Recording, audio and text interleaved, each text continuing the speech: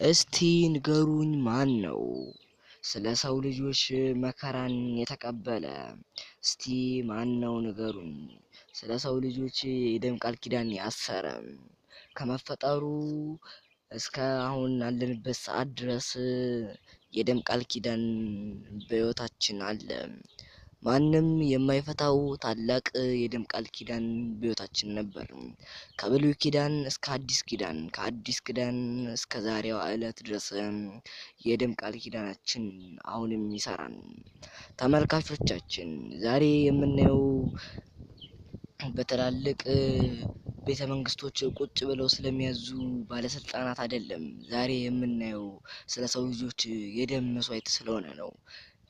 ዛሬ የምንመለከተው ስለ በጦር ላይ ተዋግቶ በጦር ሜዳ አሸንፎ ስለተዋጋ አበጋዝ ወይም ደግሞ ወታደር አይደለም የምንመለከተው። ዛሬ ለሰው ልጆች በሙሉ የራሱን ደም ሰውቶ እኛን ለማኖር መከራ የተቀበለውን ነው የምንመለከተው። ዛሬ የምንመለከተው ለህዝብ ለአንድ ሀገር ሰላም ስለሚቆም ወታደር አይደለም፣ ወይም ደግሞ ስለ አንድ ቤተክርስቲያን ብቻ የሚጸልይ ወታደር አይደለም። በደሙ ቤተክርስቲያን ስላነጻት፣ በደሙ ህዝበ ክርስቲያንን ስላዳነ፣ በደሙ ዕዳ ደብዳቤያችን ስለደመሰሰ፣ በደሙ ከኃጢአታችን ከእርግማናችን ስላራቀን ትልቅ የደም ቃል ኪዳን እንመለከታለን። ሰላም ውድ እብሪት ቲዩብ ተከታታዮቻችን፣ ዛሬ በመግቢያው እንደነገርኳችሁ የሰው ልጅ ስለተከፈለት ትልቅ የቃል ኪዳን መስዋዕት በመጀመሪያው ከሰው ልጅ አፈጣጠር ጀምሮ የቃል ኪዳን ደም እስከ ቃል ኪዳን መስዋዕት ድረስ ያለውን ታላቅ በዓል እንመለከታለን። ይህም ታሪኩ እንዲህ ነው። የሰው ልጅ በሰራው ኃጢአት ምክንያት ለሰይጣን ገባሮቹ ነበርን።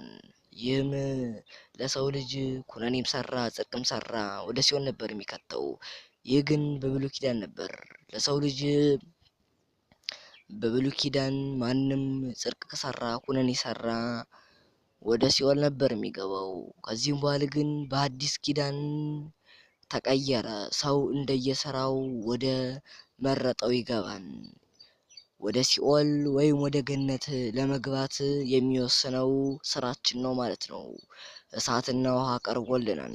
እሳቱን የመምረጥ ፋንታ፣ ውሃውን የመምረጥ ፋንታ የኛ ነው። ጽድቅ ስንሰራ ወደ ገነት እንገባለን። ኩነኔ ስንሰራ ደግሞ ወደ ሲኦል እንገባለን። ነገር ግን ይህ ቃል ኪዳን ሊሆንልን የቻለው ይህ ስጦታ ሊሆንልን የቻለው በአንድ ቃል ኪዳን ነው። እሱም በቃል ኪዳን ደም።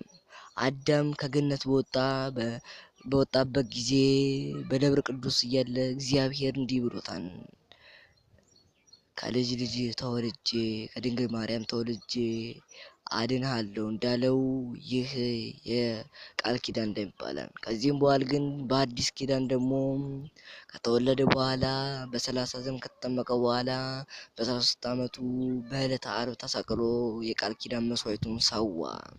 የደም መስዋዕቱ ተሰውቷል። አብርሃም ልጁን ይስሐቅን ሊሰዋ ሲል እንኳን እንዲህ አልሳሳም ነበር። አብርሃም ልጁን ይስሐቅን ሊሰዋ ባለ ጊዜ እግዚአብሔር ተው ብሎት ነግሮታል። ይህ ግን ለሰው ልጆች ምሕረትን ለማውረድ ሲል በመስቀል ላይ ተሰቅሎ የደሙን አፍሶ ሞቷን። ስለዚህም ዛሬ እስካለንበት ሰዓት ድረስ የቃል ኪዳን በልባችን ሊኖር ይገባል። በልባችን ተጽፎ ተቀርጾ ሊኖር ይገባል። ሰማይና ምድር የተታረቁበት፣ ሰውና መላእክት የታረቁበት፣ እንደዚሁም ደግሞ እጽዋት እንስሳት የተታረቁበት ታላቅ ቃል ኪዳን ነው። የሰው ልጅ ለአንድ ሰው ሊሰዋ ይችላል፣ ነገር ግን ለብዙዎች ብርሃን ሊሆን አይችልም። ይህም ማለት ዛሬ የምንመለከተው አንድ ወታደር ለሀገሩ ሊሰዋ ይችላል፣ ነገር ግን ለዓለም አይሰዋም። ይህ ማለት ከኃጢአታችን ሊያድነን አይችልም ማለት ነው። ከወራሪ ከመጥፎ ነገር በምድር ላይ ካለ ሊጠብቀን ይችላል፣ ነገር ግን ከክፉ ወይም ደግሞ ከሰይጣን ስራ ሊጠብቀን አይችልም። ይህ የደም ቃል ኪዳን አዳም ከተፈጠረ ሰዓት ጀምሮ የተገባ ቃል ኪዳን ነው። በብሉይ ኪዳን ነቢያትን አሰማርቶ መወለዱን አወላሉን ሲተርኩልን ነበር፣ ሲተነብዩልን ነበር። እነሱ በዛ ሰዓት መከራን ተቀብለው ነበር።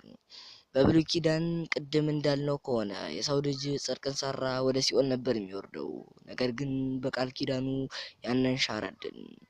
የመጀመሪያው በገነት ውስጥ አዳም ዕፀ በለስን ከበላ በኋላ ወደ ምድር ከጣለ በኋላ ሰይጣን ሁለት ማሰሪያ ነገሮችን በምድር ላይ ጥሏል። አንደኛው የዕዳ ደብዳቤ፣ የዕዳ ደብዳቤን በዮርዳኖስ ወንዝ ጥሎት ነበር። ይህም ደግሞ በጌታችን መድኃኒታችን ኢየሱስ ክርስቶስ ተፈቷል። ይህም በመጠመቁ ጥምቀትን አበረከተልን። በሰብአዊ አካሉ ጥምቀትን አበረከተልን። በመለኮታዊ ኃይሉ ደብዳቤያችን ረግጦ አጠፋልን። ደብዳቤው እንዲህ ነበር የሚለው፣ አዳም ግብሩ ለሰይጣን፣ ሔዋን ግብሯ ለሰይጣን ነበር የሚለው። ይህ ማለት ግብራችን ለሰይጣን ነበር። ከዚህም በኋላ ሁለተኛው ዕዳ ደግሞ በሲኦል የመኖር ነበር። ይህንም በመስቀል ላይ ተሰቅሎ በደሙ ወደ ሲኦል ወርዶ ከዚህም በኋላ ሲኦልን ባዶ አድርጓታል፣ ነፍሳትንም አወጥቷል። ከዚህም በኋላ ሰው እንደየስራው እንዲያገኝ ተፈረደ። የሰው ልጅ በመዋዕለ ሕይወቱ ከተፈጠረ ሰዓት ጀምሮ ይህ ቃል ኪዳን በልቡ ተጽፎ ሊኖር ይገባል። ለዚህም ነው ይህ ቪዲዮ ለብዙዎች እንዲደርስ ሼር፣ ላይክ፣ ሰብስክራይብ እንድታደርጉ በአክብሮት የምንጠይቀው። ከዚህም በኋላ እንዲህ ነው ነገሩ። የሰው ልጅ ለማንም ሰው የማይከፍለውን መስዋዕት እሱ ግን ከፈለ። በአምላክነቱ የመንግስተ ሰማያት ቁልፍን ሰጠን። በሰውነቱ ደግሞ ምድር ላይ እንደፈለግን እንኖር ተፈቀደልን። ይህ ቃል ኪዳን ቀላል አይደለም።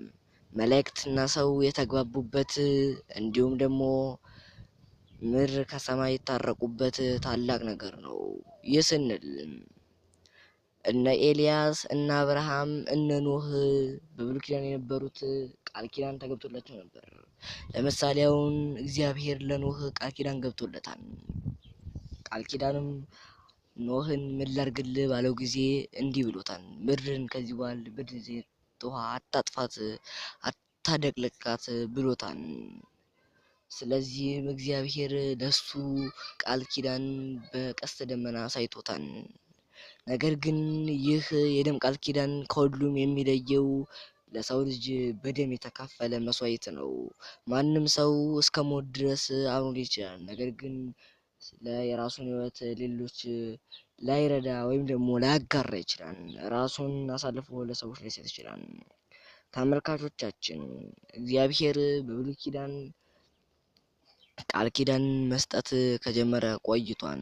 አሁንም በአዲስ ኪዳን ደግሞ ለተለያዩ ቅዱሳን የተለያዩ ቃል ኪዳኖችን ይሰጠናል። ተመልካቾቻችን ይህ ቪዲዮ ሌሎች እንዲደርስ ሼር፣ ላይክ፣ ሰብስክራይብ እንድታደርጉ በአክብሮት ጠይቃለሁ። እንቀጥላለን። ሰማይና ምድር የታረቁበት ስንል ምድር ፍሬ እንዳታፈራ ሰማይም ዝናብ እንዳይጥል እርጉም የሆነበት የተረገመበት አዳም ስህተት ከሰራ በኋላ ነበር። ከዚህም በኋላ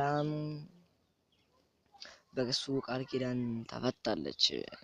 መላእክትና ሰው በጋራ ሆነው ያመሰገኑበት ታላቅ ቃል ኪዳን ነው። ይህ ቀላል ቃል ኪዳን አይደለም። ለተለያዩ ቅዱሳን የተሰጠው ቃል ኪዳንም ቀላል የምንለው አይደለም። የእኛን ሕይወት ወደ መንግስተ ሰማያት ወይም ወደ ገነት የምትልክ ታላቅ ቃል ኪዳን ነች። ውድ አድማጮቻችን እናንተ ከዚህ እንድትማሩ የሚፈለገው ቃል ኪዳናችሁን አትርሱ፣ ለሰው ልጅ የተሰዋውን ቃል ኪዳን አትተው ለማለት ነው። ቃል ኪዳኑ በልባችሁ ተጽፎ ተቀጽሮ መቅረት አለበት። አንድ ክርስቲያን ይህን ቃል ኪዳን መርሳት የለበትም። ለሰው ልጅ የተከፈለው ታላቅ ቃል ኪዳን ነው። እስከ መጨረሻው አብራችሁን ስለቆያችሁ እናመሰግናለን። ሰላም እግዚአብሔር ከወራችሁም ጋር ይሁን።